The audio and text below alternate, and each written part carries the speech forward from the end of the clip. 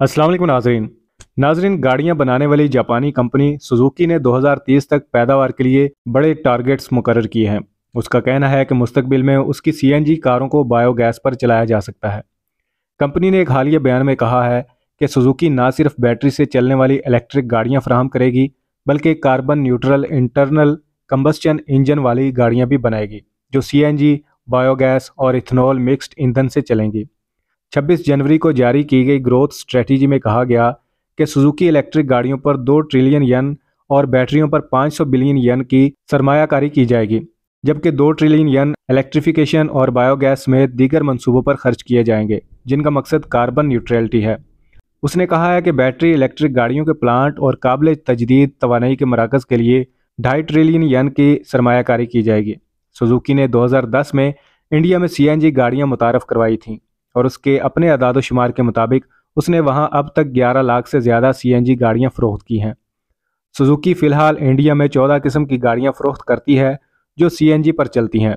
इनमें Alto, Wagon R, Swift, Baleno, Grand Vitara और Celerio शामिल हैं। कंपनी के अपने अंदाज़ों के मुताबिक सीएनजी कार मार्केट में उसका 70% हिस्सा है। अब सुजुकी का कहना है कि इंडिया के देही इलाकों के डेयरी वेस्ट में गाय के गोबर से बायोगैस हासिल की जा सकती है। इस बायोगैस को सुजुकी के सीएनजी मॉडल्स में इस्तेमाल किया जा सकता है।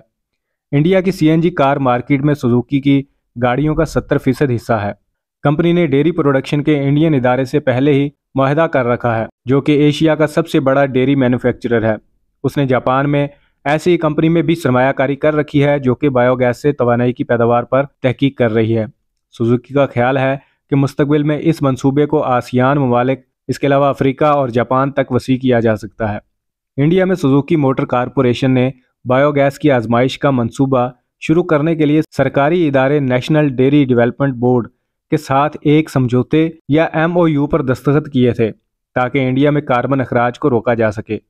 एक बयान में सुजुकी ने कहा था कि वो इंडियन हुकूमत के साथ मिलकर एक बिजनेस मॉडल पर तहकीक करेगी ताकि मुस्तकबिल में बायोगैस के कमर्शियल इस्तेमाल से जुड़े इम्कानात का जायज़ा लिया जा सके। इसमें कहा गया था कि इंडिया में गाय की बड़ी तादाद है जिनके गोबर में मीथेन गैस पाई जाती है। इनका green house effect carbon dioxide से कहीं गुना ज़्यादा होता है। मंसूबे में मीथेन का अखराज कम करने और गाय के फुजले को गाड़ियों के ईंधन के तौर पर इस्तेमाल करने पर तहकीक होगी।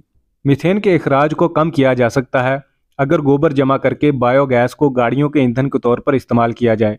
सुजुकी ने इस बयान में बताया था कि बायोगैस की बाकियात को बतौर कुदरती खाद इस्तेमाल किया जा सकता है, जिससे इंडियन हुकूमत की ऑर्गेनिक फर्टिलाइज़र की पॉलिसी में हिस्सा डाला जा सकेगा। गाड़ियां बनाने वाली बड़ी कंपनी ने यह भी कहा कि ऐसा कारोबारी मॉडल बनाकर इसे पूरी इंडिया में फैलाया जा सकता है।